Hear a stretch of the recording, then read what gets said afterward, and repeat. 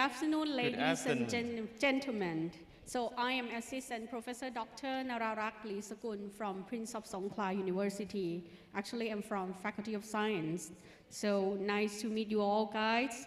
And welcome back, everyone, to ASEAN Intervarsity Youth Competition 2022, or AIYC 2022, with the topic Youth Engagement Towards SDGs, or Sustainable Development Goals in the ASEAN Community, organized by Prince of Songkhla University, PSU, Universitas Erlangga, UNAIR, and University Utara Malaysia, UUM.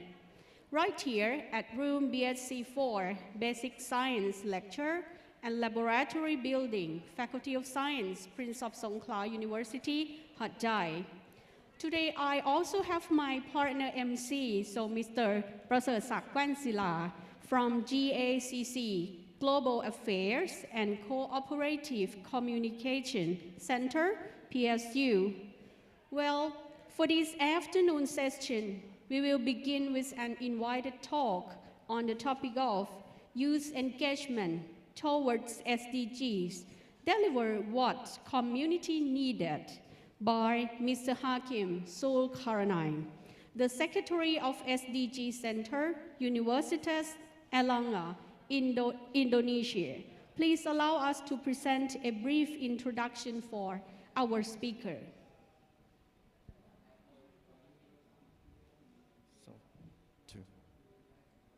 Mr. Hakim Zulkarnain, the Secretary of SDG Center, Universitas Erlangga, Indonesia. He received a Bachelor of Nursing, Nurse, and Master Science in Nurse. He received an Erasmus Plus Mundus Joyce Master degree from School of Health Science, University of Algarve, Portugal, and Faculty of Medicine and Health Science, University of Oviedo, Spain. Moreover, Mr. Hakim Zulkarnain has got great experience in involving community services like SDGs, leadership training for civil servants, Office of Human Resources, East Java Government, and at present he works as a Secretary of SDGs Center, Universitas Erlangga, and lecturer at Faculty of Nursing, Universitas Erlangga, Indonesia. Before we begin, we will have our photo sessions. Yeah, actually after this, after he's going to giving the talk. Yeah. So are you ready, Hakim?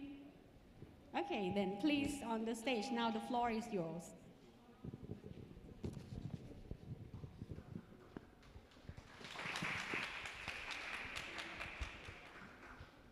Test.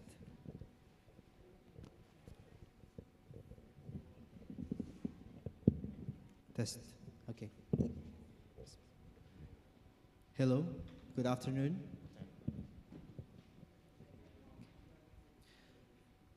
Before I start, I would like to address all distinguished speakers, the distinguished invited guests and judges, committee, professor, lecturer, staff of Prince Songkhla University, and all bright contestants.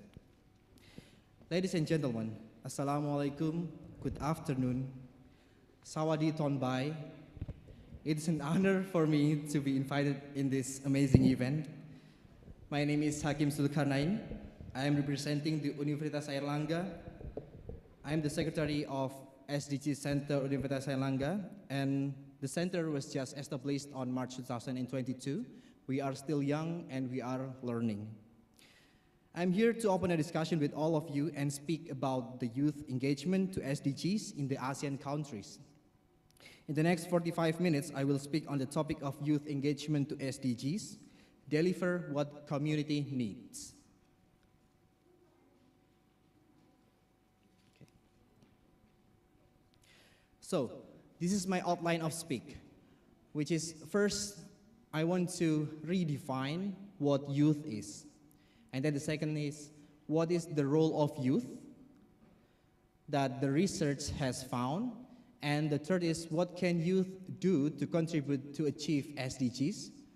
The fourth is how to understand what community needs. And lastly, I want to share the best practice that we, Satria Airlangga Youth, has done.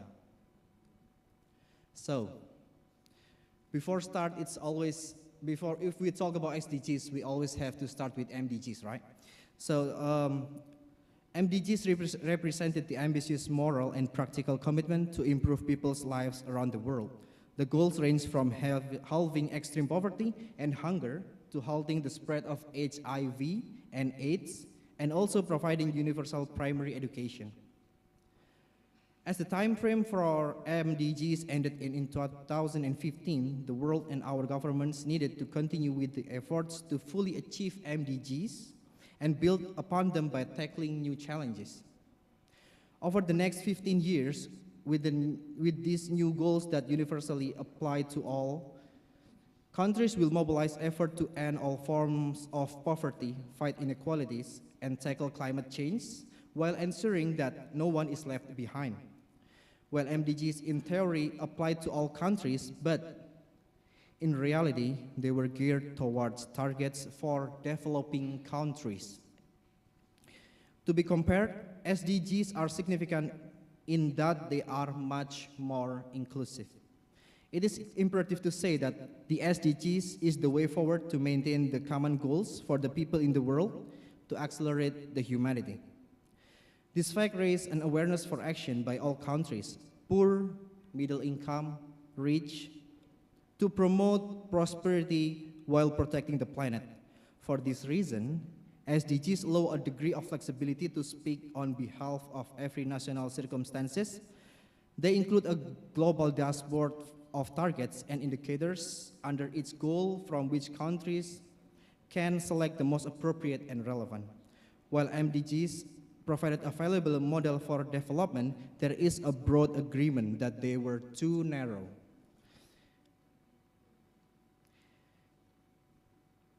What I said by too narrow is the MDGs aim to improve half of the total burden, while SDGs aiming for 100% change.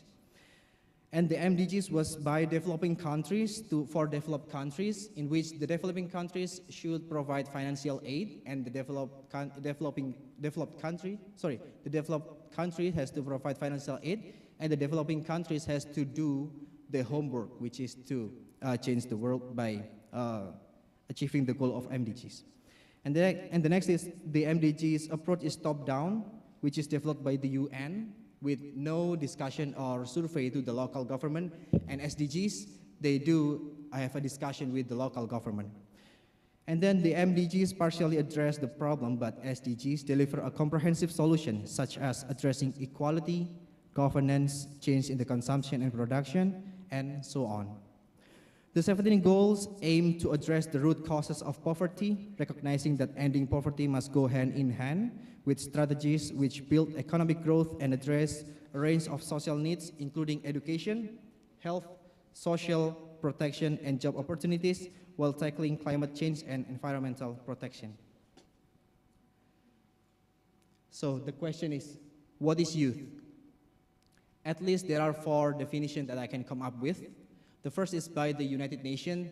The United Nations said that youth is people who age 15 to 24 years old. And the CRC said that children is aged until 18 years old. And the AIYC, they have a different definition, which is 18 to 30 years old, defined as youth. And from this definition, we can see there is an overlap, which is, are the people aged 15 to 18 considered as youth? And the people older than 24 years old until 30 years old, are they also defined as youth?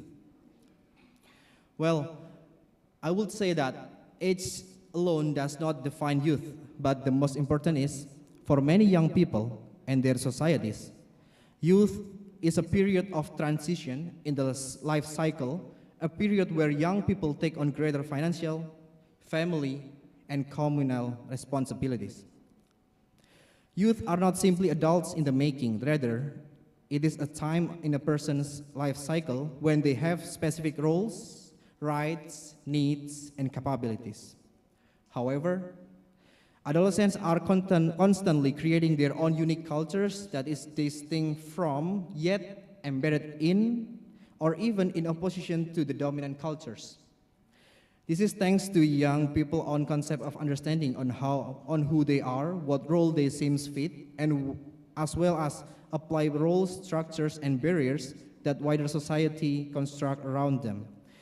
Many new culture or development are promoted by young people. This is due to their agility and flexibility characteristic, so they can absorb new information and filter what it needs for them to apply. Therefore, the young people often becomes the center of societal angst. Communities see young people as either villain or a savior. So why youth and development? Because, in the next 10 years, in 2030, most of us, the adult, we will stay in our home, maybe enjoying what we have done, but then who will continue the endeavor to create a better world? It's all of you, it's the youth. Because a statistic said that the Asia-Pacific people will have like lots of young people. We are advantages from other countries because right now we have many children in which at around 2030 they are already grown and they will be the one who lead the country and the world. So quoting from the 2030 Agenda for Sustainable Development, the UN said the future of humanity and of our planet lies in our hands. It lies also in the hands of today's younger generation who will pass the torch to the future generation. Yeah. Anyone still remember who these two persons is? Yeah. Give applause to both of them. I'm sure we all we know them. The girl on the left-hand side is Malala Yousafzai. She is a Pakistani education and women rights activist. Remember the story? She was moved to empower the people of Pakistan to receive the same degree of education because his father is an activist. So she keep on pushing to give the women and children to able to enter the school. And one day when she went to the school, there was a gunshot which hit her head and she was coma for a period of time. But miraculously, she was survived. And then after she survived, if we are on that position, maybe we will stop and just find a safe place for us. But not for her. She continued her endeavor and she won the Nobel Prize at a very young age. On the other side is Greta Tunberg. She's a Swedish climate activist. She did a very simple movement. She just do a climate strike for the school. And then just by her movement, it makes the world move and the world community. They listen to her and they invite her to the higher meeting on the UN, and after that, the climate change that she suggested are applied to most of the country member of the United Nations. Like I said, I want to speak about what is the role of youth, because there's like lots and lots of role that youth can apply. But becoming busy is super easy. Just doing things that is irrelevant every day, every time, it will make you busy. But what kind of busyness that youth should have to be productive? That is the big question. That's why research on role of young people on SDGs achievement are constantly done by many researchers. But the research by ADB and the Plan of UK found there are 4 roles that repeated on many research. First is helping deliver programs that are responsive and attune the real needs of community. Because every youth has the opportunity to promote programs that benefits in terms of economy, efficiency, effectiveness, equity, and also sustainability. The second is ability of young people, like women and men, to build alliances for partnership and network, both within their age and also across generation. Third, their ability to influence their parents, their communities, local and national governments. You know, if you are a student, you wear the suit of a university, you will easily enter the government office, and then you can just have a discussion with them. You can share your thought, and they will listen to you, because you are a person who have a brilliant idea. The third is the ability to influence, okay. The fourth is their capabilities to contribute towards development policies or legislation that supports the achievement of all 17 SDGs. And finally, youth will able to collaborate as co-designers of initiatives and as provocateurs or designer of programs across all 17 SDGs, but especially those directly impacting them, such as education, gender, and employment.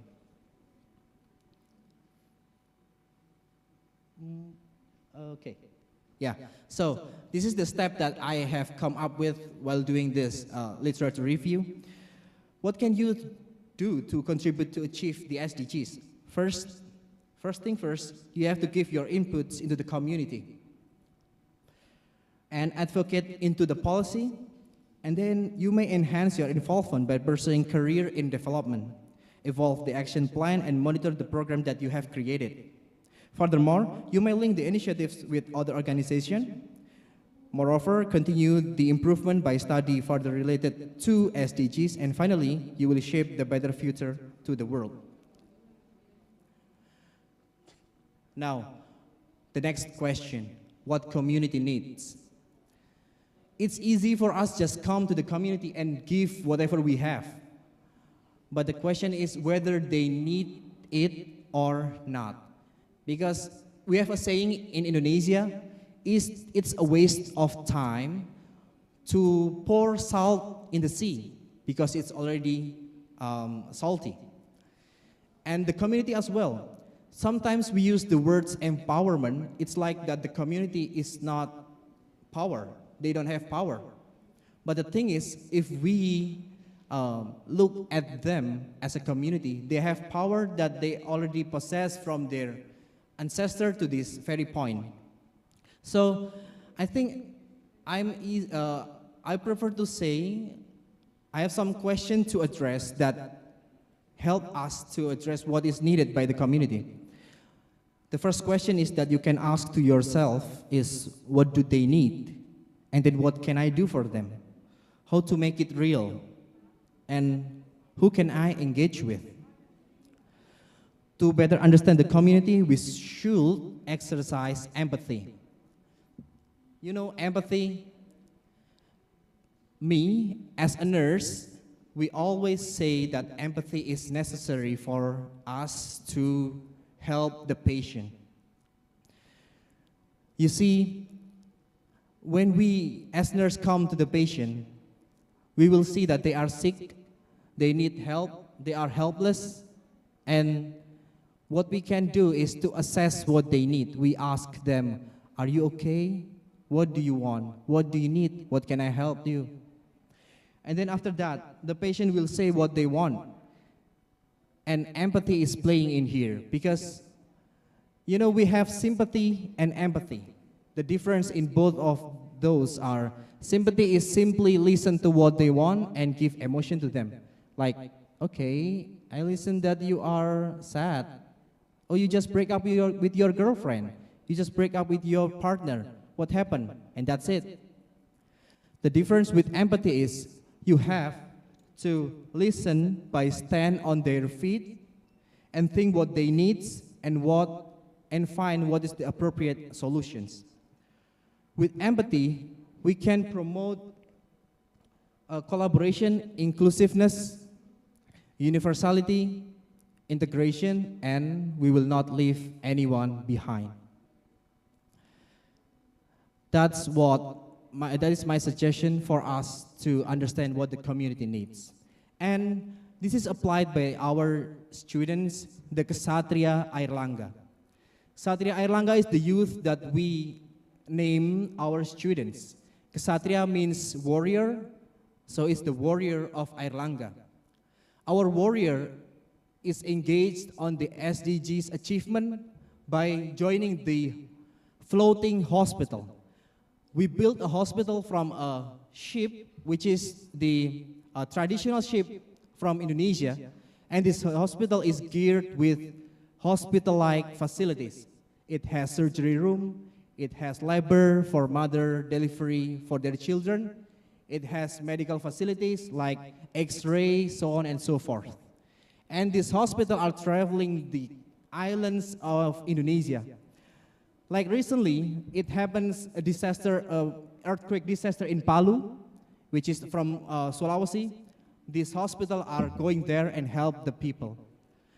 And also there was an earthquake in Lombok Island. This hospital also traveled there and give what the people need. And recently, we traveled to the Kangen Island, that is an island, remote island on Indonesia, and we deliver healthcare over there, and people are receiving surgery and also dental medicine, so on and so forth. And what we are proud of this ship is that it's powered by renewable energy. We use the solar panel on top of the ship, and it was used to light the hospital.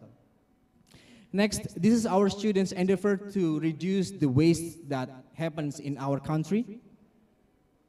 It's called Airlangga Environmental Festival.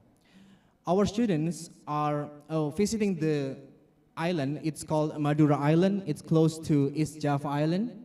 And the people over there are still thinking that it's if a baby wear diapers, they don't want to burn the diapers or bury the diapers, because they have a myth that if they burn the diapers, the bottom of the baby, that side, will going to burn as well.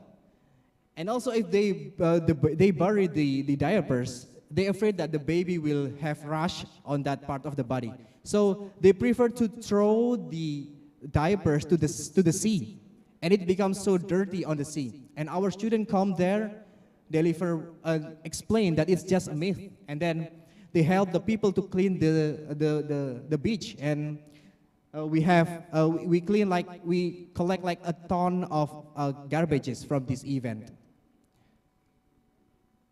The next is, we have lots of people who is unlucky, unlike us. They have limitation on their lives.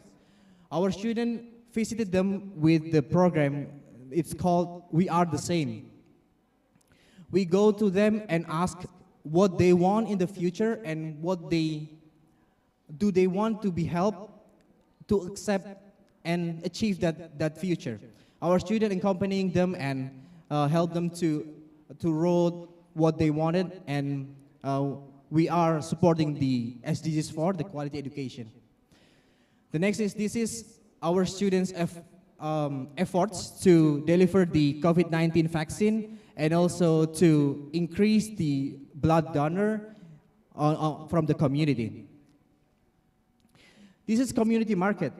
This is not a market that you have to sell something to people, but instead, we share what we have with the community around our university, because there are lots of people who was impacted by the COVID-19, and we help them by giving them daily goods like rice, egg, and other things.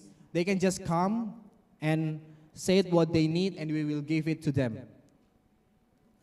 And then this is building village initiatives. Our students are engaged with the community who wants to build an eco-tourism village. This is in a village of Jombang.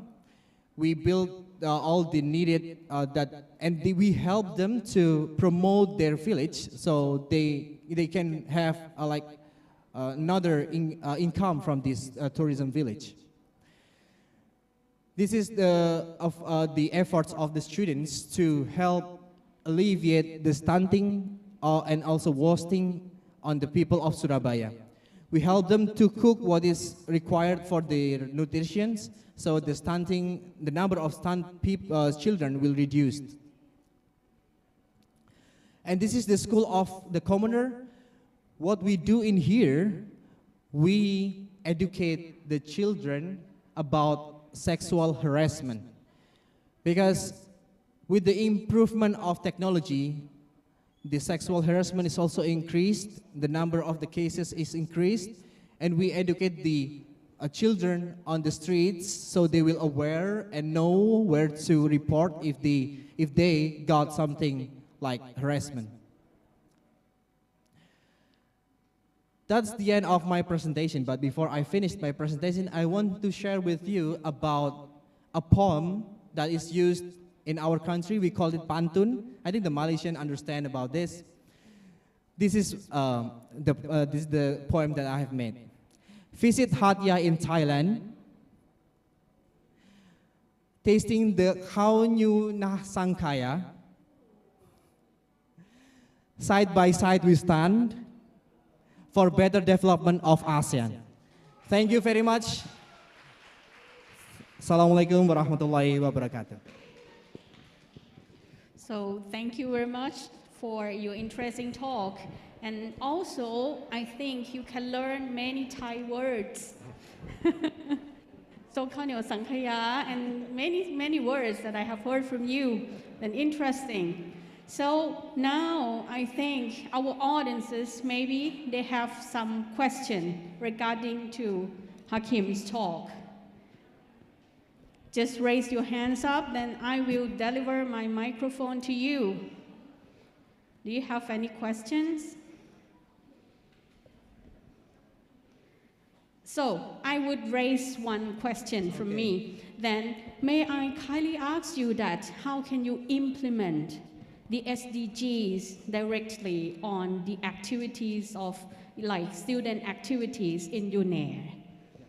There is, like I just mentioned, there are lots of activities by the student, but I will put another example. What I mostly do, I'm a nurse that's teaching on the disaster management. So every disaster happen in Indonesia, I will visit them as a health volunteer. Recently, there were a volcanic eruption on the Mount Semeru. It was happened in the end of 2021. We went there and we helped the people. There was a story like this. You know, research said about disaster is that the most vulnerable people will affected more than the other people. There was a story like this. There was an elder woman. She was unable to walk normally, so she has to use like a stick to walk. And when this disaster happens, there was no early warning system that engaged on that time, so people don't know what happened because the people don't have the resilience to understand what is the characteristic that will result to volcanic eruption. And this elder woman, she was unable to move, so her daughter, she is a mother of two. She doesn't want to leave this elder woman, so she stayed with her.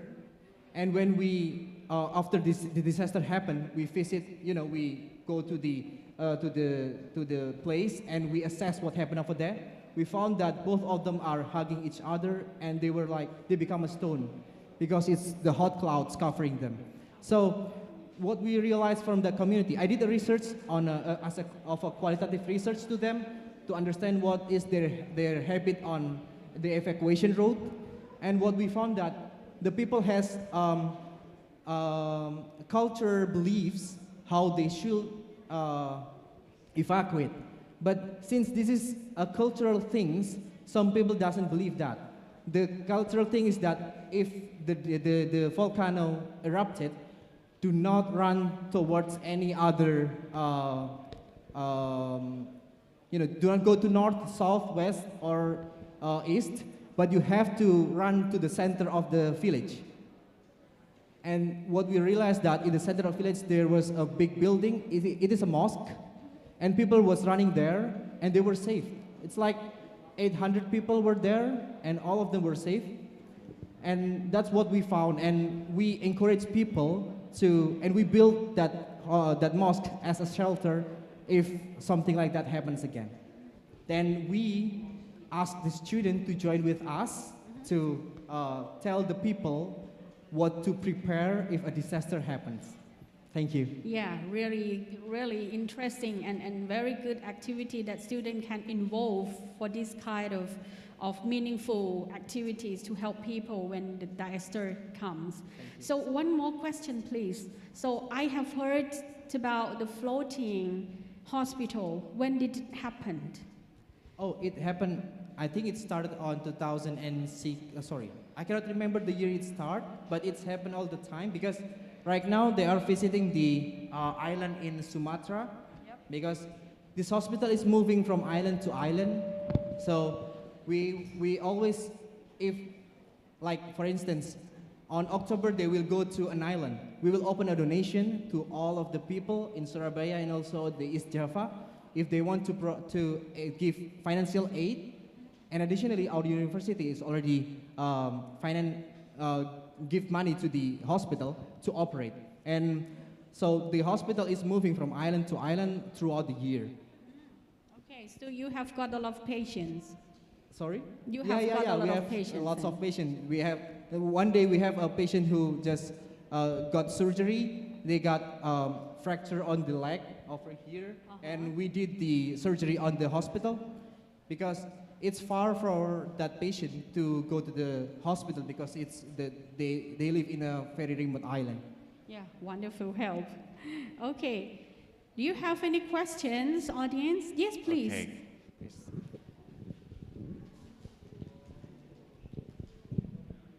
So please introduce yourself as well. Thank you. Hi, Assalamualaikum. Sawadee-kap. My name is Ibn Nafis bin Abu Zara from University of Utara Malaysia. So for your speech, you already mentioned about for the youth to give input towards the youth policy. So may I ask a question to you?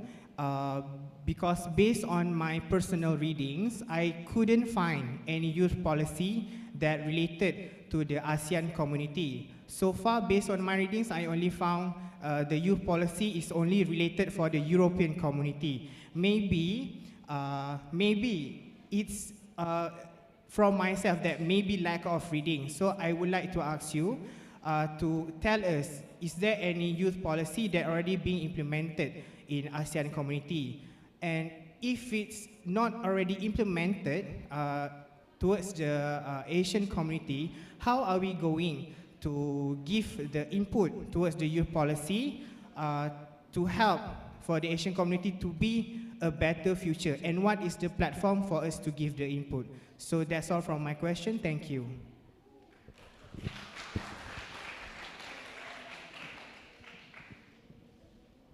Really interesting. Thank you. Huh?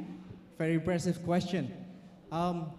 Yeah, that's what I think it's our homework on the ASEAN community, because like just you said, we have the idea, many ideas, and it's hard for us to go to the policymakers. But what we can do is we suggest to them by, we can make like a movement of the students to come up with the idea what we are fine that we can suggest to the policy.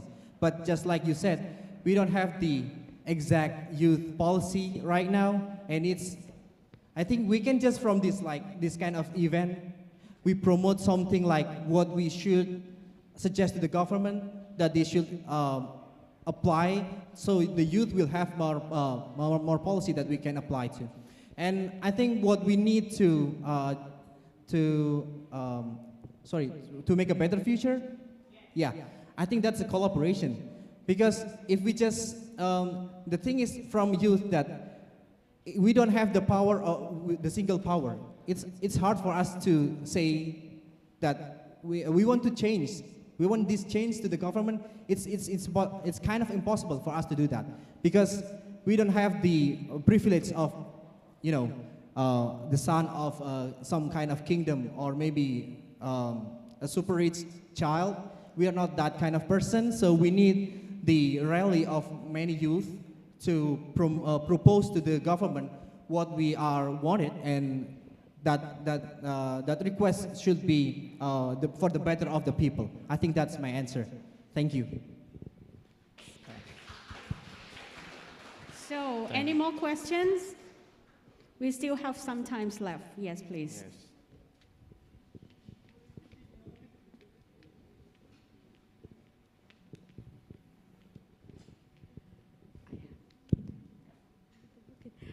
Hello, good afternoon.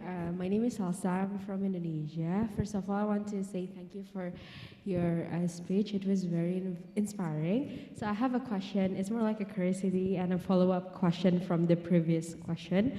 So I think you mentioned earlier you mentioned about like how as a youth we can propose something to the government to make a structural changes, which I think structural changes is really important because if we want to achieve the SDGs, certainly we need to make massive changes, and one of the way is through structural changes because I think that individual initiative is not enough if the government and also the large part of civil societies don't do the same exact thing. So yeah, that's why structural changes is important.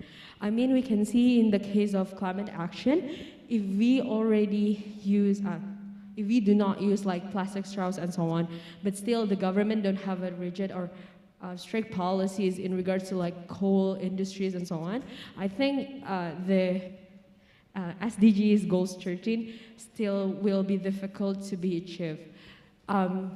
And with that being said, I just want to ask, what do you think, what sort of like variable that can make our proposal attractive for the government so they want to adopt our proposals? Because sometimes when we talk about, when we demand something from the government, there are a lot of conflicts of interest, right? The government is not like perhaps they're like business relations or something like that. So yeah, I just want to ask you, what do you think, what can make our proposal effectively adopted by the government? I hope my questions is clear. Thank you. Thank you. I was expected when I stand on this place that I will ask lots of international affair question. And I cannot answer with the theoretically, but I will put an example of Indonesian context. I don't know, maybe you can apply on Malaysian context. In Indonesia, we have the RPJMN and RPJMD, which is the plan of the government for the medium period and also for the long period. And it was prepared by the government with the community. Before SDGs entered, our Ministry of the Bapenas, how to put it in English? Bapenas, Ministry of Development and Strategic. Yeah, I think the Ministry of Development and Strategic. They never, they only, they invite the community, but not the hexahelix community. Right now, the government are geared to involve the hexahelix, which is the government, the private sector, the press, university, and the common people. So, for the development of this midterm program for the government, it started from the village and then the district, so on until the national government.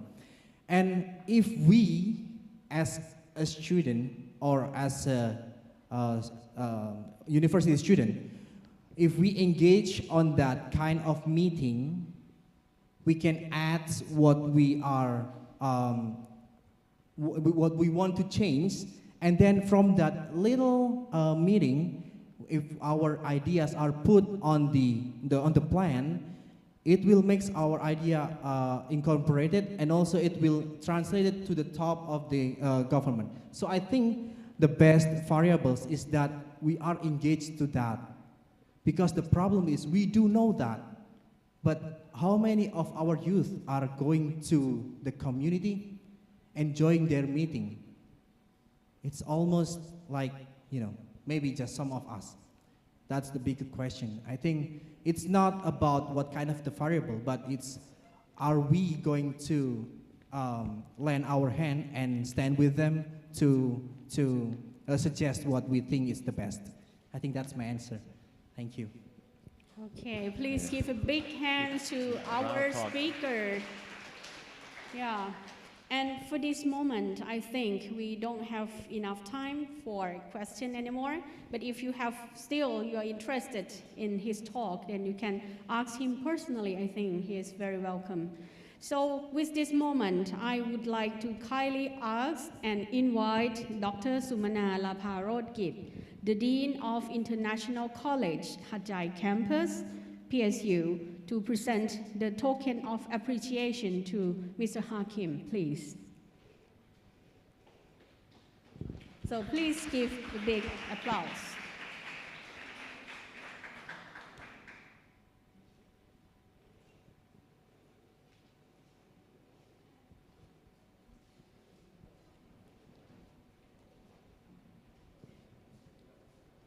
And yeah, maybe I would like to ask the student to maybe put the podium down just for a short while.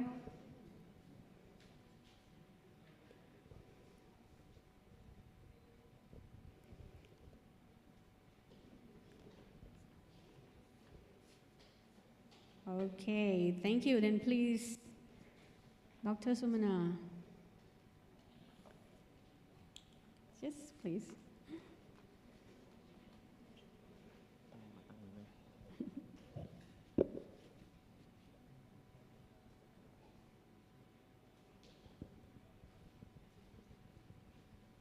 Okay, this is a very nice moment. Then please give a big applause once again. Thank you so much to both Dr. Sumana and also Mr. Hakim. Thank you very much. Okay. Now, thank you, Mr. Hakim Zulkarnain, Universitas Airlangga, Indonesia, for invited talk. For this session, we would like to invite the honorable speaker and competitor to join photo session before we start the quiz. The quiz, yeah. So, please, okay, you stand on the stage. Also for the competitor as well. Okay. Oh.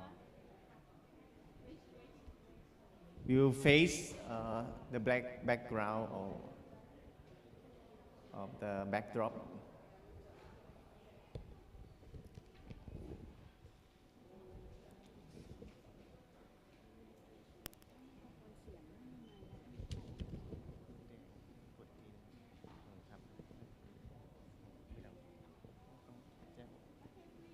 Okay, please proceed on the stage.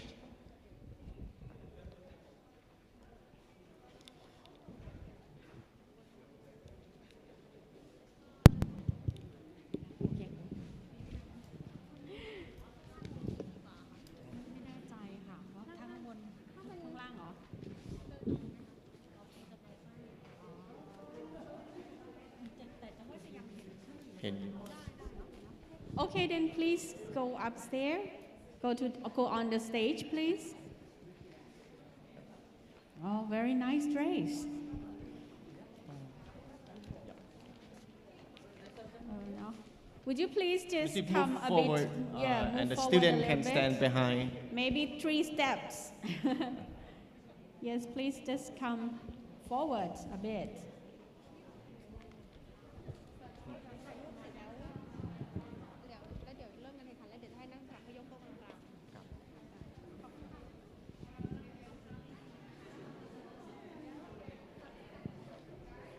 Okay, can make 2 rows, like, can fit.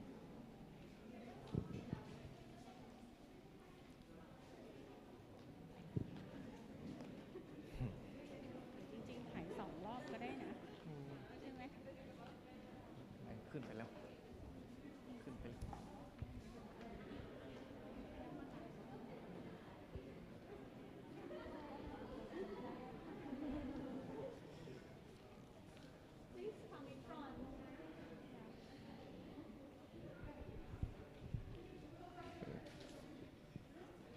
Okay. So we would like to invite all competitors and also all delegations, then please go on the stage.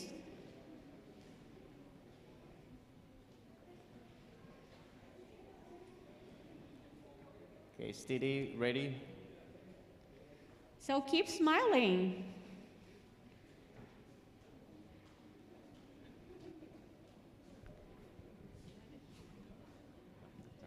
Okay. So girls, I think in front we still have 2 or 3 positions. I think 2 Yeah, ladies can yeah. be Have a in seat. front.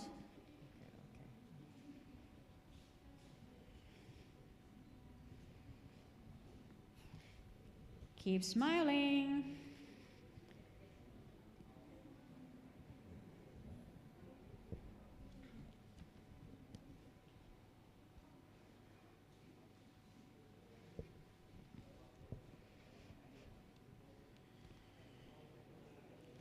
Okay, thank you. Thank you, everyone. Thank you, everybody.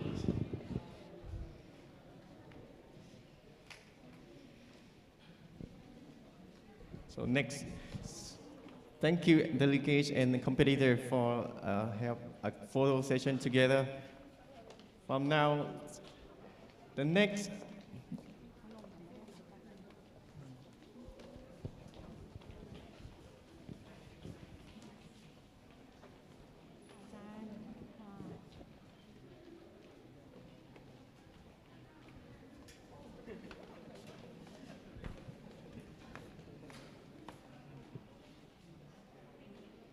So we are now arranging everything in order to get ready for the quiz. Yeah, all things is For the settled. next session.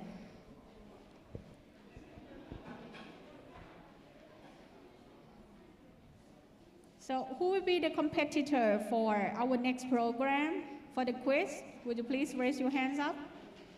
Okay, so everybody are ready for the quiz? Hopefully, yes. Okay, next, enjoy your sessions. Next is the university level Asian quiz with the new MC. May I introduce Mr. Ringfami Shimre, a lecturer of PSUIC Hadjai campus. Would you please Let us give hand a over big hand? our duty of him. Please welcome, kindly welcome. Please. Thank you.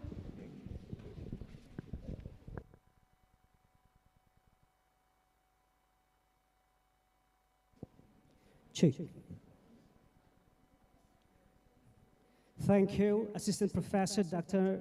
Nararak Lisakul and Mr. Praset Sak Pansela for handing over the time to me. And once again, good afternoon, ladies and gentlemen. I'm Ringpami Shimre, a lecturer from Prince of Songkla University, International College. So I'll be your moderator as a quiz master for today. And on behalf of the organizers and the host, I take this opportunity to once again cordially welcome all the dignitaries, the guests, the participants, the committees, the judges, and especially our keynote speaker for the much awaited final round of ASEAN Intervarsity Youth Competition 2002 on the topic Youth Engagement Towards SDGs in the ASEAN Community. Interestingly, this year also marks the 55th anniversary of ASEAN, and today, the 18th of September, will be the 3rd time to host this competition by Prince of Songkla University, Universitas Airlangga, and University Utara Malaysia. So I believe we will have a wonderful time ahead. I'd like to appreciate all the participants for making it to the final round and coming to Prince of Songkla University, to Thailand, in fact, despite the distance and the pandemic. Indeed, the previous round, the preliminary round, was quite an intense and exciting competition. And so I believe that we will have another intense yet exciting competition right here, right now. Are you ready? Okay. This is going to be interesting. So we have 12 teams with 2 members, each representing from different countries and universities. So as I call out your name and your school's name, please come and occupy the seat at the front. I apologize in case I call out your name wrong.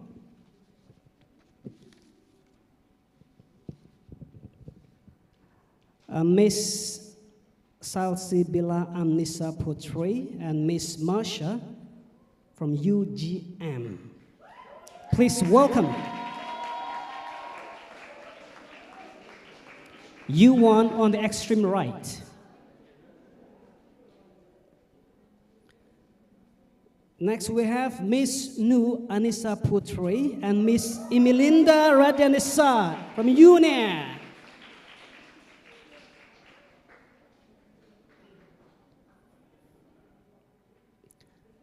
Next we have Mr. Situ, Miss Abajil Sitratama Tambon from Onja. Please give a hand.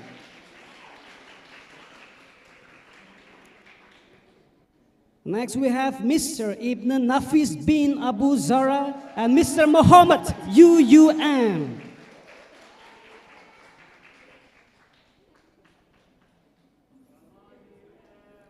Next we have Miss Hong Haumani and Miss Nada Sajakul from Prince of Songkla University Hatai campus. Next we have Miss Norita Bilhim and Miss Fadila Sara from PSU Hatai campus. Mr. Anupong Manichot and Miss Kunwani from PSU Patani. Please give a hand. We have Mr. Abdullah, Mr. Abdul Salam from PSU Patani.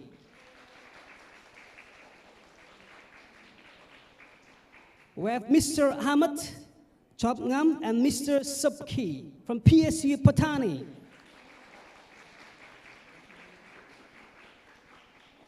Miss Chanikan Nonmai and Miss Promporn from PSU Patani.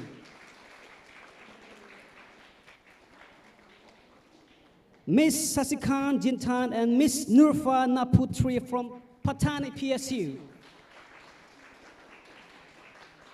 For the last, we have Miss Sally Tiplawan and Miss Walailak from PSU Phuket.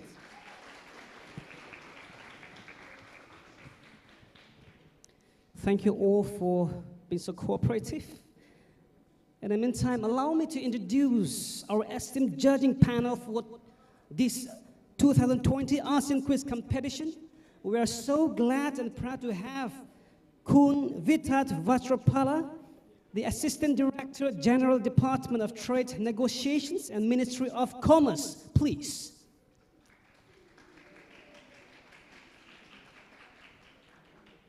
Next, we have Kun Tian Tong Prasan Panit, Secretary of the Department of Children and Youth, Ministry of Social Development and Human Security.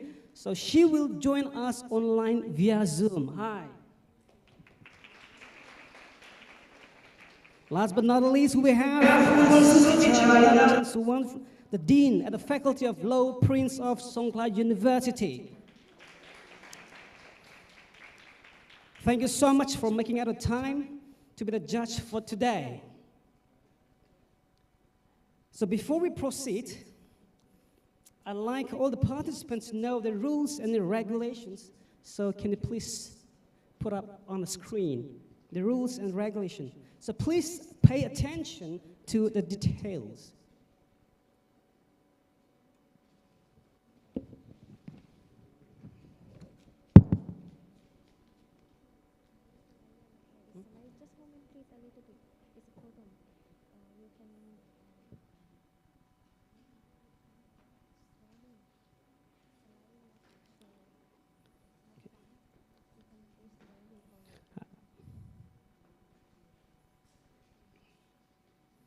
Okay. In the meantime, I'll just read it out for you. So listen carefully. There's some technical problem at the moment. 1. We have 15 questions in total in forms of multiple choice and short answer questions. There are 12 multiple choice questions. Each correct answer carries 1 point. As you can see there on the screen. There are 3 short answer questions. Each correct answer carries a maximum of 3 points. The total point for the quiz competition is 21 points. The time allotted for each question is 30 seconds for multiple choice question and 60 seconds for short answer question. 3. The answer sheets and markers will be provided. You're expected to write a letter of the correct answer for the multiple choice question. You should write the answer clearly and with the correct spellings for short answer questions. 4. Each question will be read twice by the quiz master, after which the quiz master will prompt you to start. And when the time is up, the quiz master will notify the teams. 5. After the end of each questions, the staff will come and collect the answer sheet. 6. In case of a tie, if we have the same points, there will be 3 questions asked via Kahoot to determine the highest score. I hope that's clear. Okay. So just for the trial, we will have a mock trial competition with only just 1 question. So you don't have to worry, there are no points for this question. So in the meantime, you will be provided with answer sheets. Okay, you have it on the table. Okay. So please write your team's name. Are you ready? Okay. Let's begin with the mock question.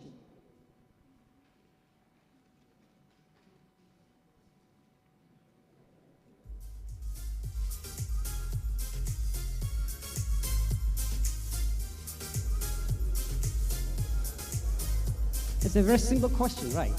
Everybody can answer. How many days are there in 1 year? How many days are there in 1 year? Even the audience can answer this. Okay, thank you so much. Okay, so I hope everyone is clear with the process of this quiz competition, right? It's very simple. Okay. Are you ready for the real competition? Yes? Okay. So I wish all the best to all the competitors. So let's have the first question on the screen.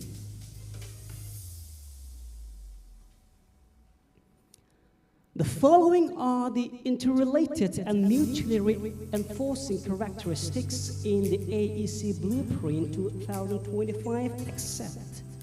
The following are the interrelated and mutually reinforcing characteristics in the AEC Blueprint 2025 except. Your time starts now.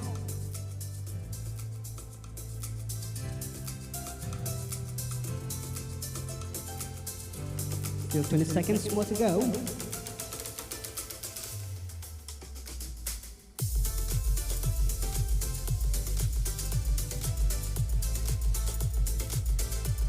Ten, 9, 8, 7, 6, 5, 4, 3, 2, 1. Time's up.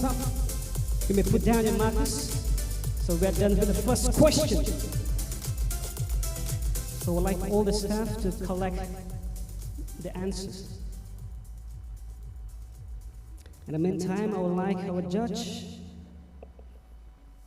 Kun Vitat to disclose the answer for the first question.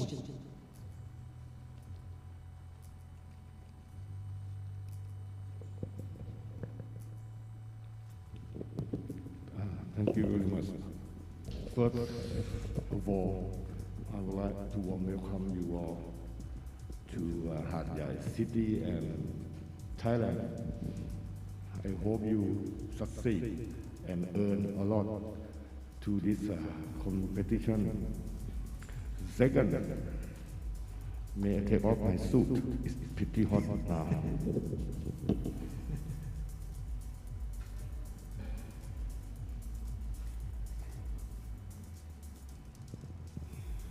This question is not an easy question, but it's not too hard. Also, who want to share me the answer? Which team? Which team? To share me the correct answer. Are you confident that you have the correct answer? I ask for the confident team who think that you choose the correct answer. No? Try. Give me a try.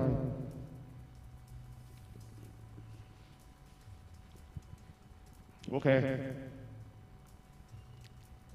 If you have the correct answer, I may give you more points.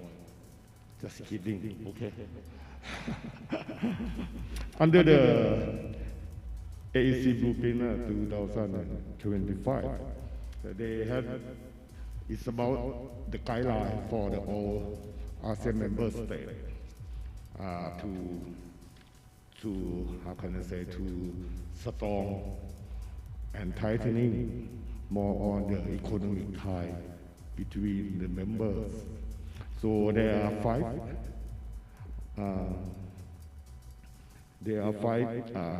guidelines, the major guidelines for the ASEAN 2025. First is a highly integrated and cohesive economy. When you, I just give you a clue, every time when you see about the economic, think about the economic integration. The second one is a competitive innovative and dynamic ASEAN. The third one is how to enhance connectivity and sectoral cooperation among the ASEAN members.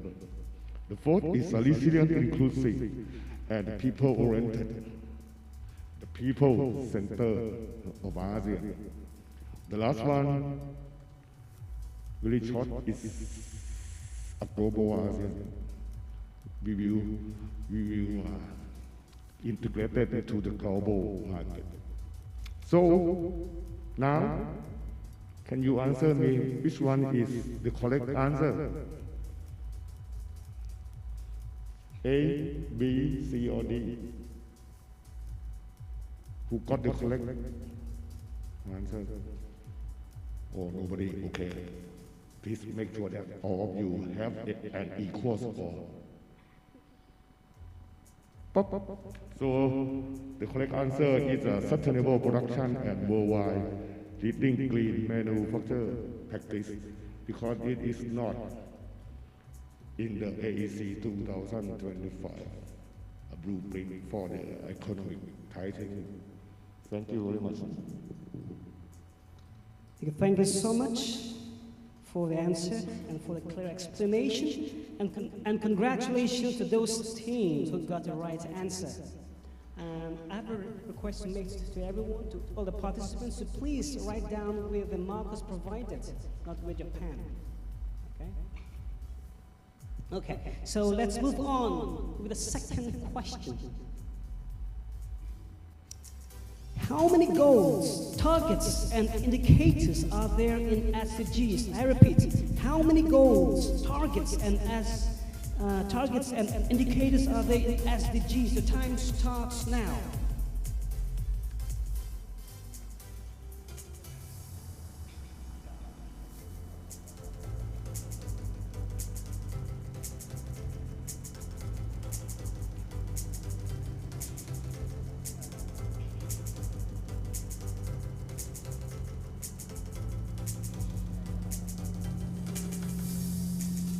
More seconds to go. 9, 8, 7, 6, 5, 4, 3, 2. Time's up. Put the pens down.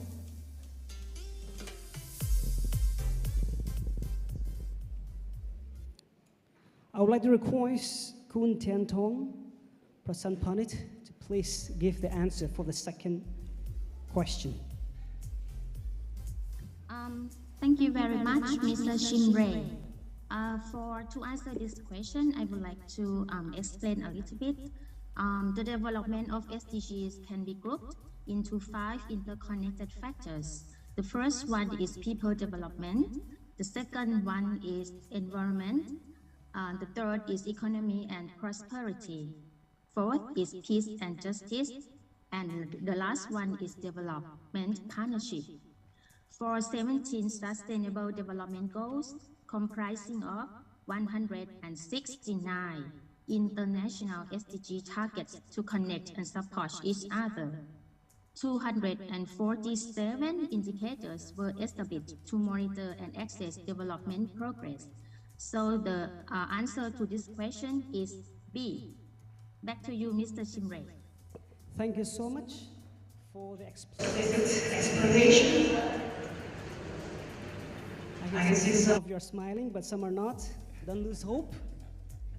There are more questions coming up. So let's dive into question number 3.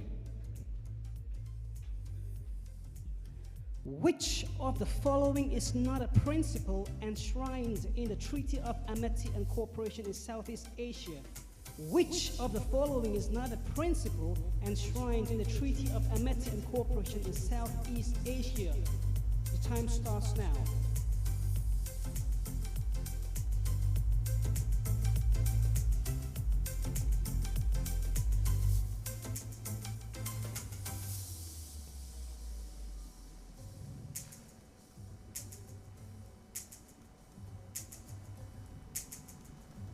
Ten, 9, 8, 7, 6, 5, 4, 3, 2, 1.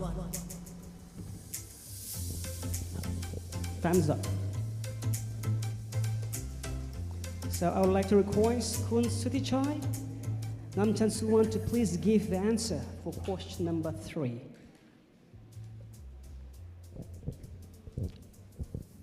So, very good afternoon, all of you. This question is too easy, right? It's too easy. Okay. You know what is the Treaty of Amity and Cooperation? So we call it a TAC. That is the important mechanism for the peaceful coexistence in Southeast Asia. It was established in 1976 during the Cold War by the founding member state of ASEAN. Now, the TAC has 49 parties, and in this TAC there are 6 principles enshrined. The first one is mutual respect for the independence, sovereignty, equality, territorial integrity, and national identity of all nations. This is the first one. The second one, the right of every state to lead its nation existence free from external interference, subversion, or coercion. The third one, non-interference in the internal affair. The fourth one, settlement of difference or dispute by peaceful manner.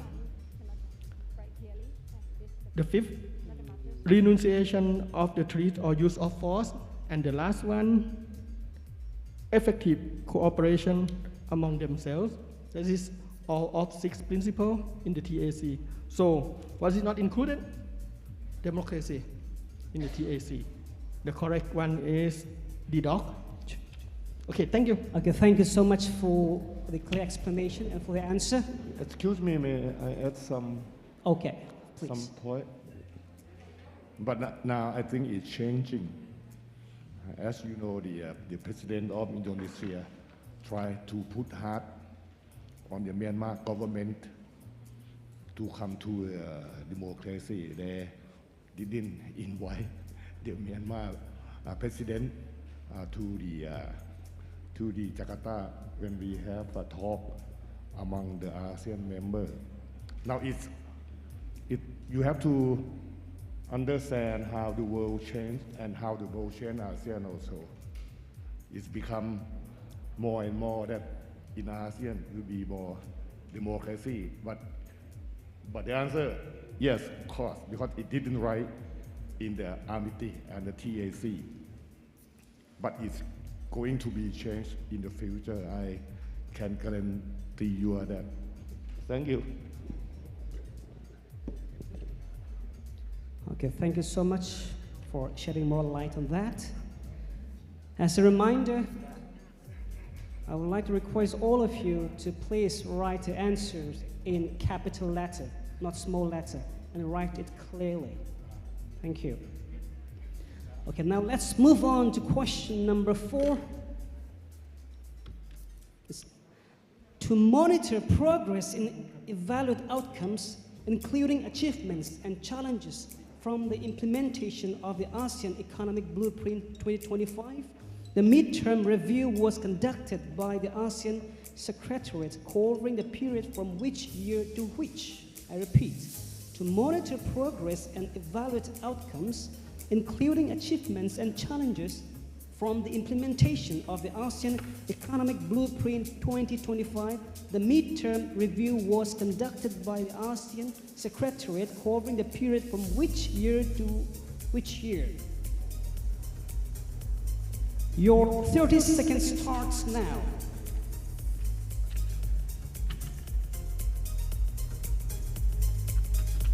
There are lots of details here, information.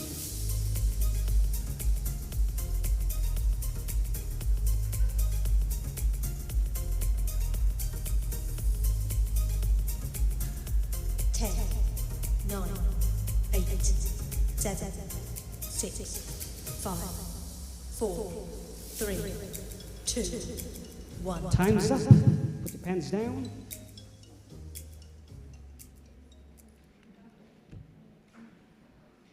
I request Kunvitat Vajrapala to please review the answer for question number 4. Thank you. Who know the answer? I don't know. I don't understand why my organization asks this kind of question. It's a little bit, it's very hard. Are there anybody know the answer? Okay, let me explain first. The ASEAN Economic Community, or we call in short AIYC Blueprint 2025, was adopted in November 2015, nearly 10 years ago. Its implementation covered a 10-year period. Every time we will set for a 10-year period. But this one, we cover the 10-year period from 2016 to 2025. The blueprint mandated the conduct of the midterm review, covering which year to which year, to monitor the progress and to evaluate the outcome and impact, including the achievement and the challenges from the implementation of the ASEAN Blueprint 2025, with a view towards enhancing the level of the economic integration. I don't know the answer. Who guessed? But I know the answer. Actually, because my colleague wrote down the answer here. But myself, I don't know. The correct answer is the answer number C. Okay, From the 2016 to 2020. This is the midterm review. Okay, thank you. Z. Okay, thank you so much for taking us deeper into the questions and answers. And now, let's move on to question number 5.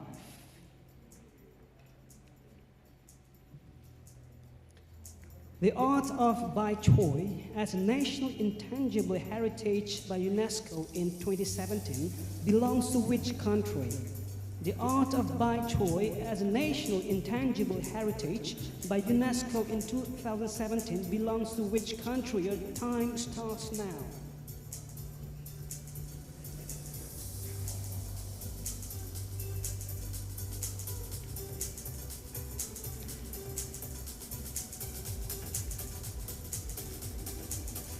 More to go.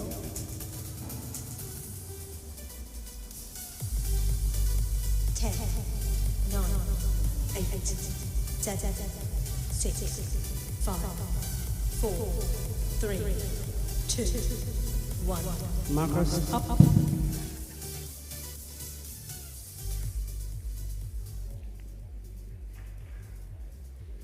Okay, so for this question, I would like to request Kun Tian Tong, Prasan Panit, to please reveal the answer. Thank you, Mr. Chimre. The art of Bai Choi in central Vietnam is a diverse of combining music, poetry, acting, painting, and literature. So the answer to this question is C, Vietnam. Okay, thank you so much. I hope everyone got it correct. Seems everyone's smiling.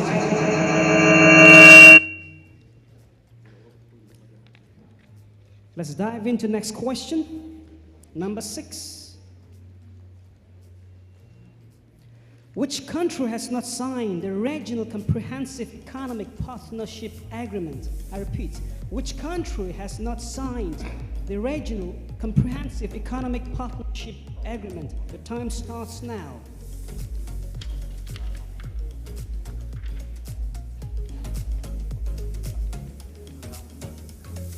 Seems it's quite easy.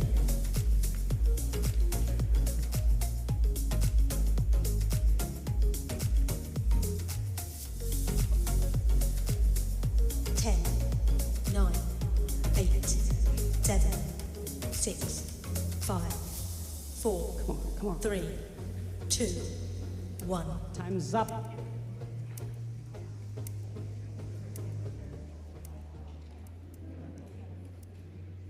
So I would like to request Kun Sutichai, Nam Chan Suwon, to please give the answer for this question 6. Okay, thank you, Ajahn Chimray.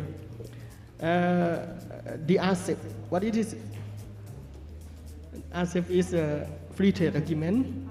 It is the biggest free trade agreement in the world in terms of population and in terms of market. It was signed in 2020 with 15 members. So including 10 ASEAN member states, plus China, South Korea, Japan, Australia, and New Zealand. Who was not signed? India, the dog. That is the correct answer. Thank you for the answer. So now we have 5 teams with the same score, highest score, 4 points. 5 teams. For the next question, question number 7. As one of Cambodia's priority economic deliverables during her ASEAN chairmanship in 2022 is to support implementation of the framework for circular economy for the ASEAN economic community. What is the economic model that Thailand has introduced since 2021 that is in line with the said PPDs? As one of Cambodia's priority economic deliverables during her ASEAN chairmanship in 2022 is to support implementation of the framework for circular economy for the ASEAN economic community. What is the economy model that Thailand has introduced since 2021 that is in line with the state's priority economic deliverables? Your time starts now.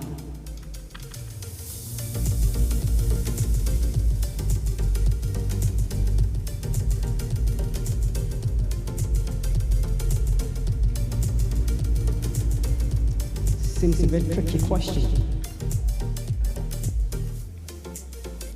10, 9, 8, 7, 6, 5, 4, 3, 2, 1. Time's up.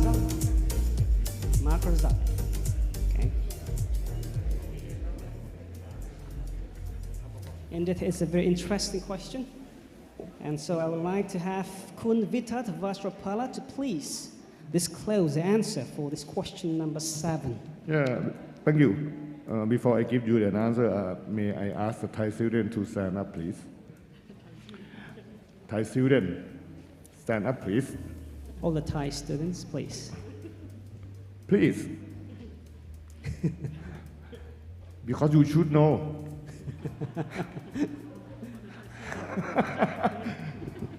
The Thai students, stand up, please. Okay, well, for the U6, what is your answer?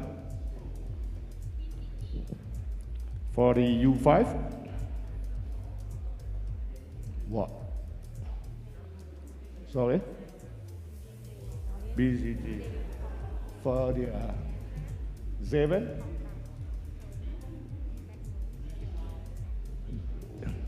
Sufficient economy. And the B8. What is your answer? Sorry? B boy. And the next? D dog. Okay. The next, please. B boy. D dog. C. And the last, B boy. D dog. Okay. But actually, I think, thank you, please sit down. But I think the children from Indonesia and Malaysia can guess this answer, because if you look at the question, it's about the circular economy. You see, the question, it gives you an answer already. It's a circular economy. Which one is the circular economy? It's the BCG.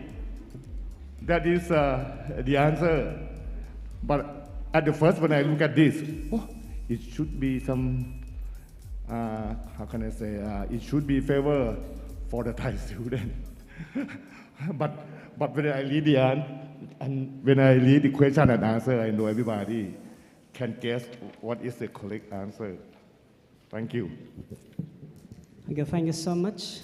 Once again, I would like all the audience to remain quiet or whisper as the participant can hear what you're saying, the answer. So please, thank you so much for your cooperation. Next, we move on to question number 8, a very interesting question. 8. Which one is not true about the voluntary national review? Which one is not true about the voluntary national review? Your time starts now.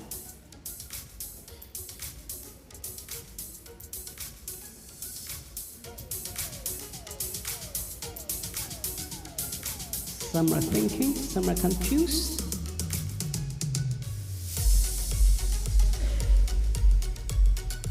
We've got only like 10 seconds to go. 10, 9, 8, 7, 6, 5, 4, 3, 2, 1. Hands up.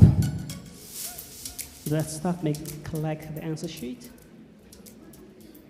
Okay, so I would like to request Kun Tian Tong, Prasan Panit, to please reveal the answer for this question 8. Thank you, Mr. Chimbre. The answer is quite long for each multiple choice. So the Voluntary National Review, or VNR, is a process that presents a national progress made in implementing the 2030 Agenda, including 17 goals of SDG. So multiple choice A is true. The VNR provides the opportunity for countries to share their individual experiences, including success, challenges, and lessons learned, with a view to accelerating SDGs implementation. So multiple choice B is true. Thailand is the first country to submit VNR in 2017. So multiple choice C is true. So the answer is D. In Thailand, the ministry which main focal point for preparing and submitting the VNR to high-level political forum under ECOSOC is Ministry of Foreign Affairs, not Ministry of Social Development and Human Security. So back to you, Mr. Chimre. Thank you so much for the wonderful explanation and all the answers. Seems everyone is tense. But what I can see in the points, it's neck-to-neck competition. And so for the next question, it's a very simple question. Ready? 9. Which country is not a development partner of ASEAN?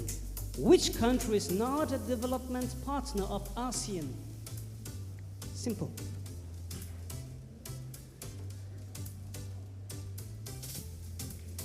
Time starts now, yeah.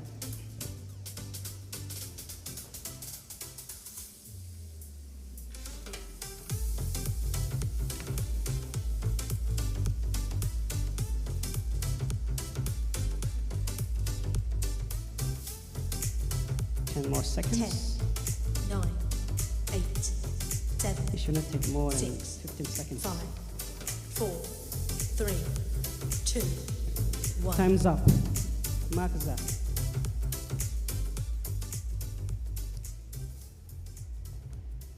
I would like to request Kun Sutichai Namchan Suwan to please reveal the answer for question number 9. Okay, thank you, Jan Chimre. There are two kinds of partnership with ASEAN. The first one is development partner, and the second one is the dialogue partner. For the development partner, we have 4 development partners with ASEAN. The first one is Germany, and the second one France, the third one Chile, and the last one Italy. So, was it correct? United Kingdom. Now United Kingdom is not development partner, but United Kingdom is a dialogue partner with ASEAN. So the correct one is A. Thank you. A. United Kingdom. So congratulations to those teams who got the right answer. 1 point, yeah? All right, so let's dive into the next question. 10. It's rather lengthy, so take a note on this, on the information. At the 20th AEC Council meeting held on 18 October 2021, ASEAN adopted the framework for a circular economy for the ASEAN Economic Community. The framework sets out an ambitious long-term vision of the circular economy, building on the strengths of existing ASEAN initiatives, and identifies priority focus areas for action along with enablers to accelerate the realization of circular economy in ASEAN. There are 3 strategic goals that the framework wishes to achieve. What are these 3 strategic goals? Once more. At the 20th AEC Council meeting held on 18 October 2021, ASEAN adopted the framework for circular economy for the ASEAN Economic Community. The framework sets out an ambitious long-term vision of the circular economy, building on the strengths of existing ASEAN initiatives and identifies priority focus areas for action along with enablers to accelerate the realization of circular economy in ASEAN. There are 3 strategic goals that the framework wishes to achieve. What are these 3 strategic goals? Your time starts now.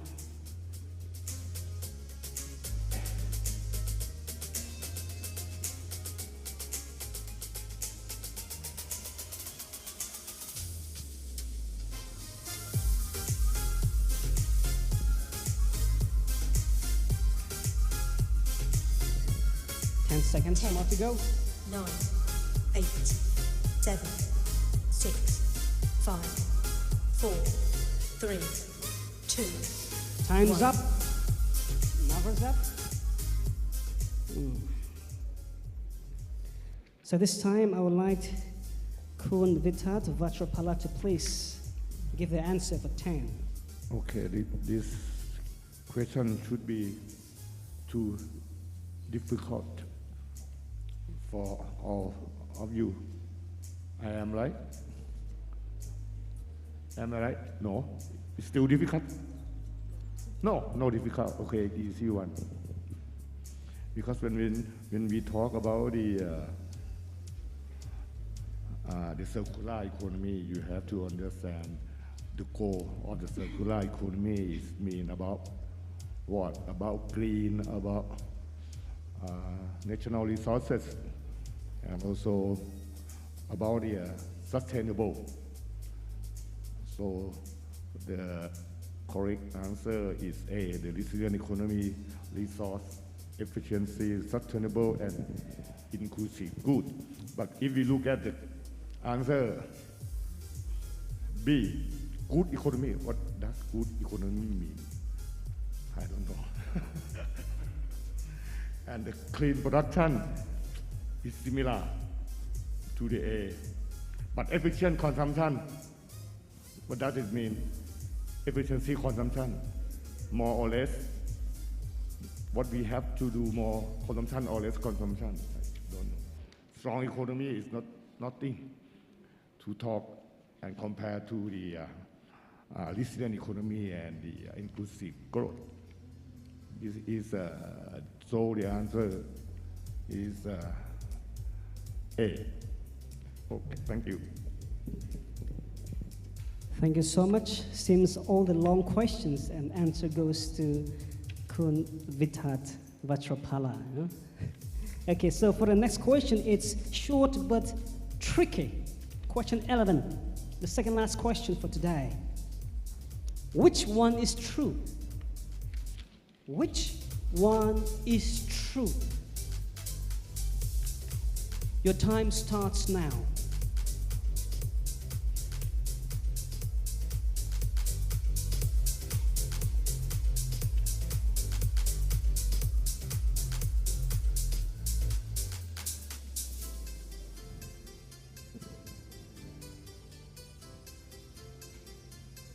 Ten more 10, seconds. 9, 8, 7, 6, 5, 4, 3, 2. Markers up. 1.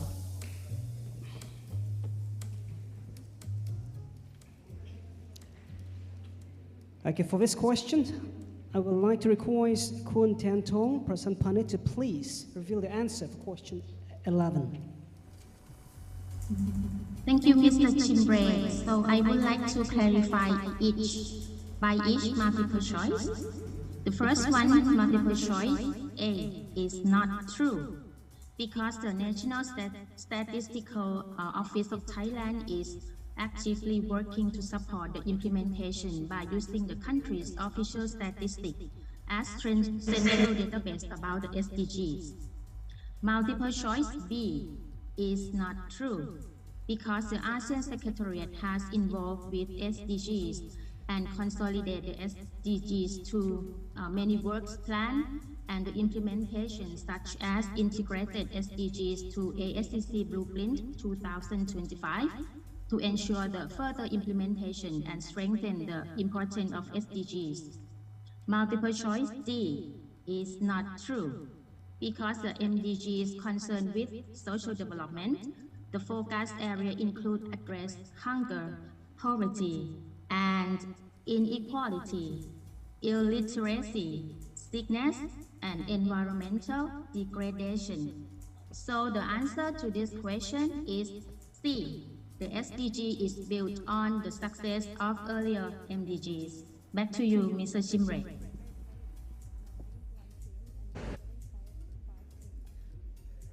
Okay, thank you so much for the clarification and for the answer.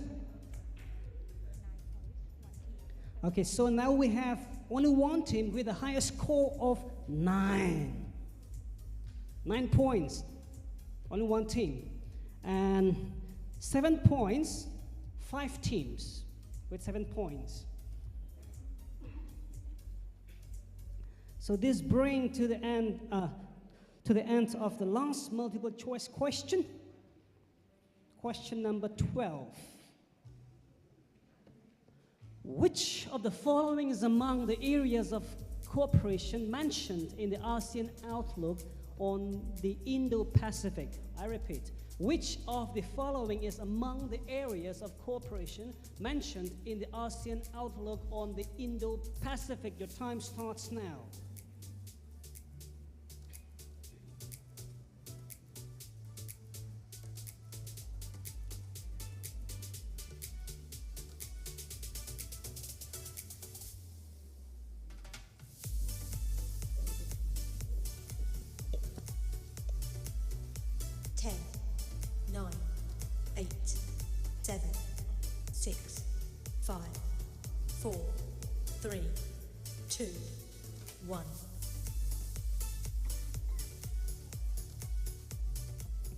Time's up.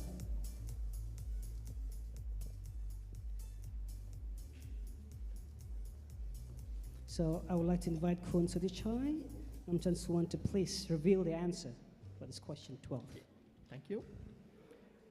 What is the ASEAN Outlook on the Indo-Pacific? We call it AOIP. This is the guideline for ASEAN, so to engage in the Asia-Pacific and Indian Ocean region. In this outlook, there are 4 areas of cooperation. Maritime cooperation,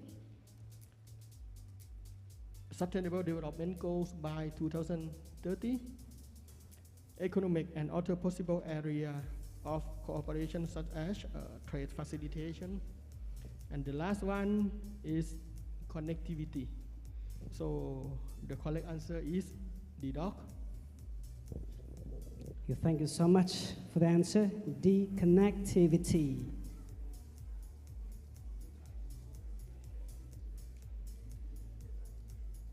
So this also brings us to the short answer questions. Are you ready?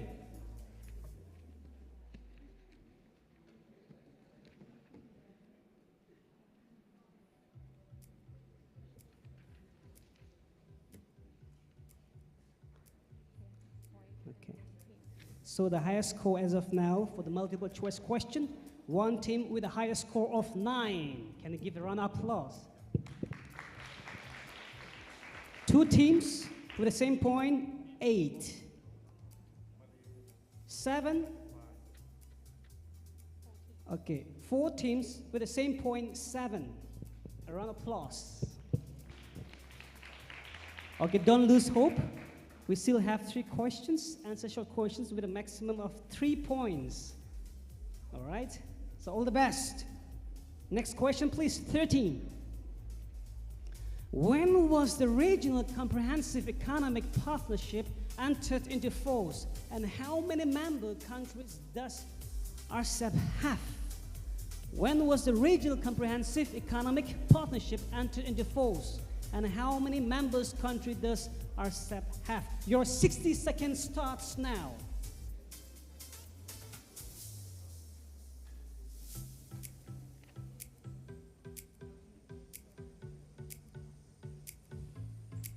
Indeed, a very interesting question.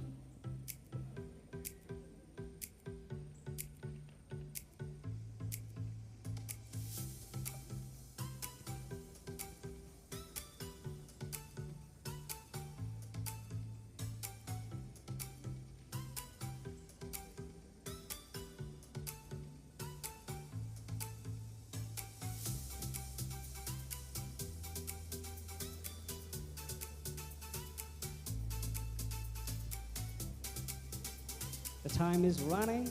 Tick tock, tick tock. 10, 9, 8, 7, 6, 5, 4, 3, 2. Time's up. Marker's up. Yeah, the staff will come and collect the answer sheet. And for this interesting question, I would like to request Kun Vitat Vastrapala to please reveal the answer.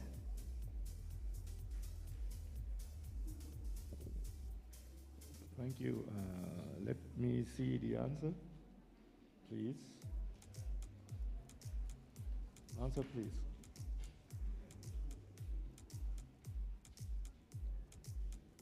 There are two questions on this. Two answers on this question. When and how many?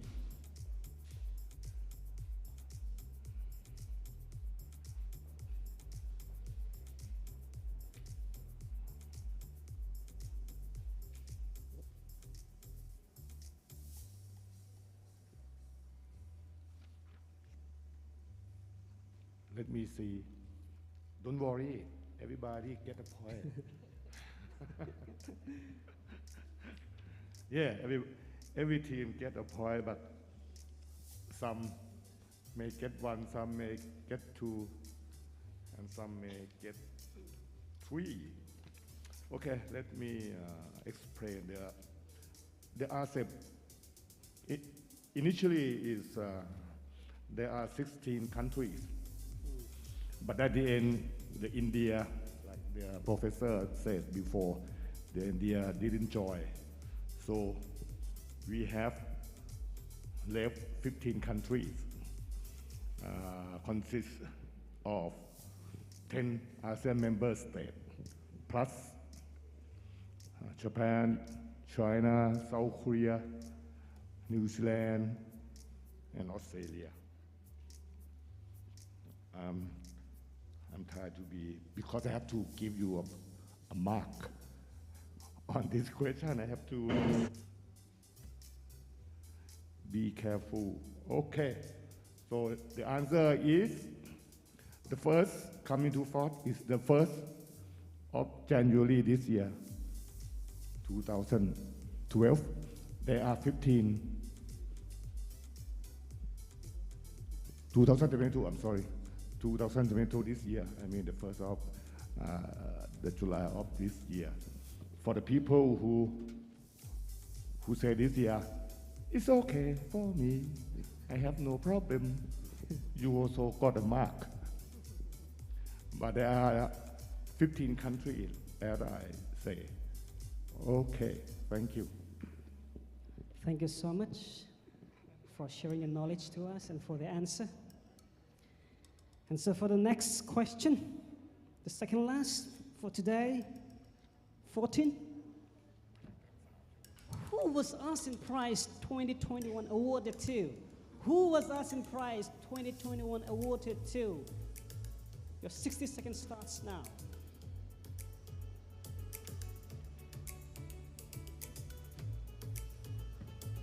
I bet everyone can answer this question.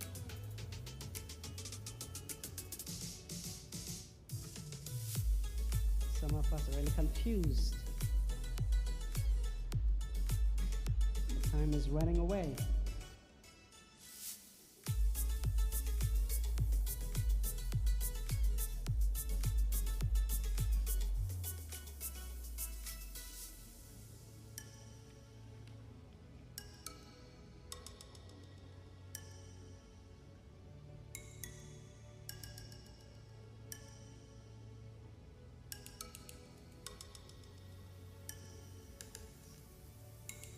Ten seconds 10, more to go.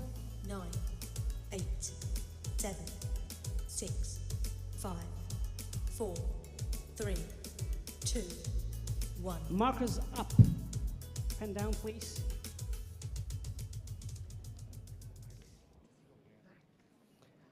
May I request Kun Tian Tong Prasantpani to please reveal the answer for question number 14. Okay, thank you, Mr. Chim Ray.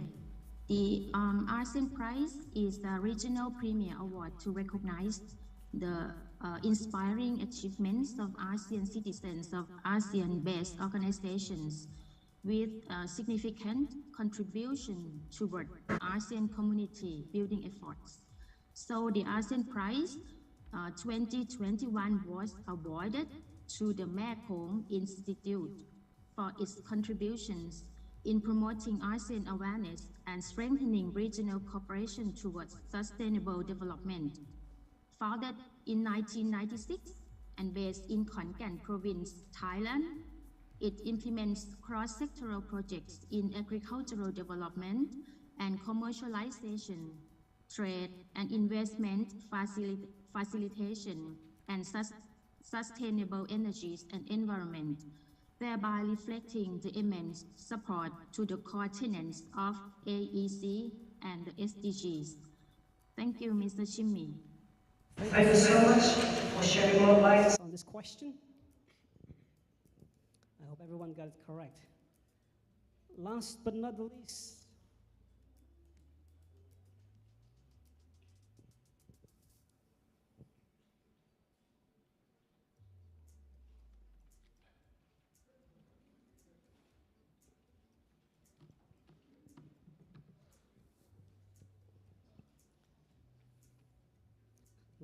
least, the final question for this final ASEAN quiz competition. Do your best to score 3 marks. Remember, and it's a very simple question, I say. So let's have it on the screen. When was the ASEAN Charter entered into force? When was the ASEAN Charter entered into force? Your time starts now.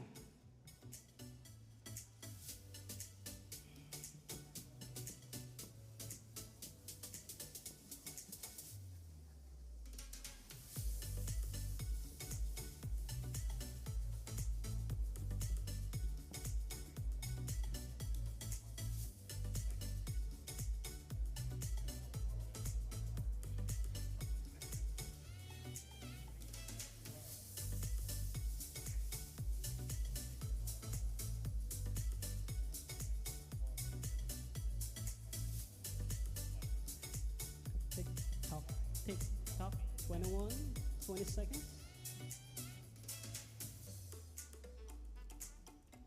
Seems everybody has finished writing.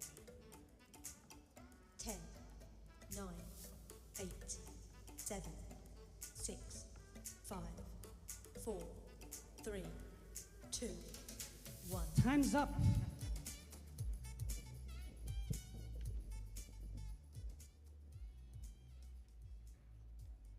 Okay, so for this question, I would like to request Kun Sukichoi and Amtan Suwon to please give the answer. Thank you. May I have a look the answer first? Okay. Can you please pass the answer sheet to the panelists, please? So for this question, we have a look at the ASEAN Charter, Article 47, Sub-Article 4.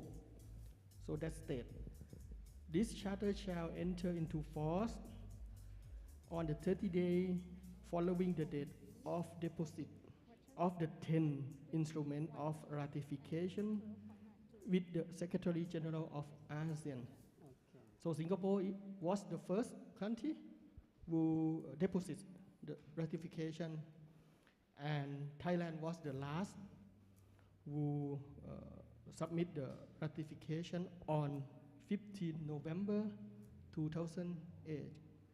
So 30 days following of that day, the ASEAN Charter was entered into force on 15 December 2008. So this is the correct answer. Thank you. Okay, thank you so much for clarifying the answer.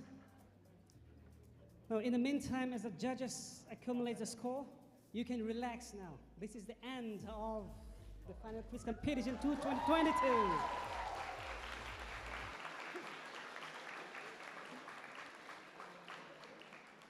And I know like every one of you must be curious about your scores. But you know yourself, right? How many scores you have got. but let's see. What's the total score? So in case of a tie, there will be 3 questions asked through Kahoot. If there is none, that's the end. So in the meantime, the technical support team can just play some music as the judges accumulate the score. Play some music.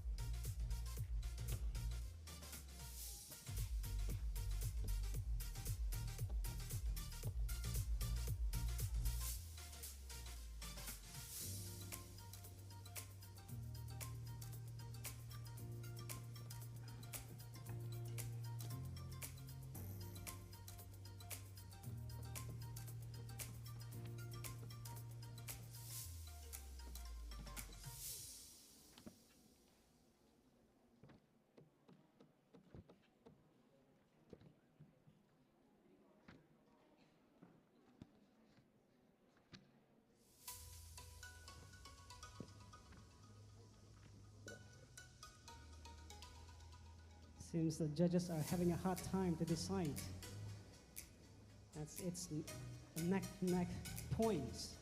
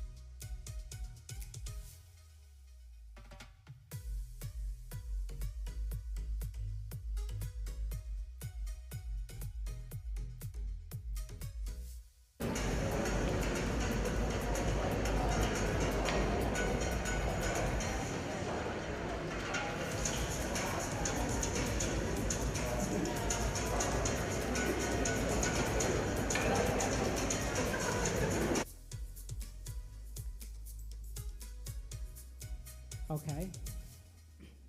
Well, I was expecting for some same score. The highest score we have at the moment is 18, only one team. 16 with only one team. And 15.5 with one team, only one team. So let's give a big hand for all of us.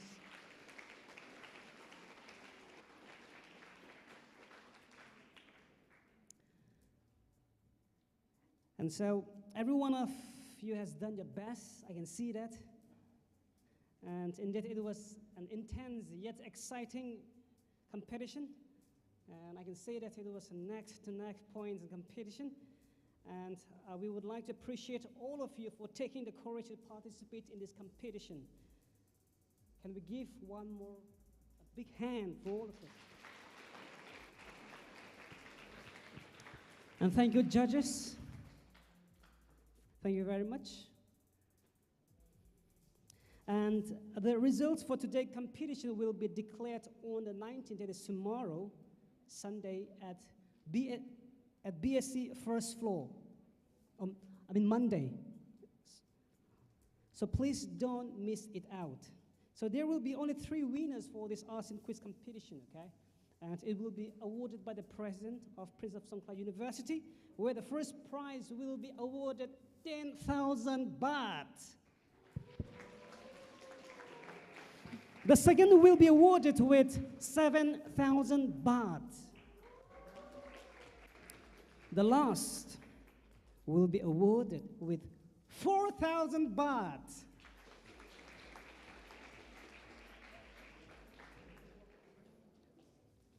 It's good to hear, isn't it? When it comes to money, yeah?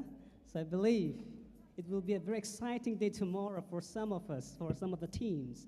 Well, before we wind up with our ASEAN quiz competition, I've got 3 announcements to be made. There will be ASEAN Night at PSU Sports Complex, so if you are ready, or if you feel free, or if you're interested, please visit. You can enjoy. There are lots of activities and shows coming up. And for the second, a bus will be provided at 4 p.m. in front of this building to send you off at your hotel, respective hotels, okay? And for tomorrow, there will be a bus waiting for you to pick up at 8 o'clock sharp in the morning at your hotel, okay? For some excursion program. And so, if that's clear, this brings to the end of the University Final ASEAN Quiz session. So I would like to thank the organizer, the sponsor, the judges, the participants, as well as the audience for making this event a memorable one.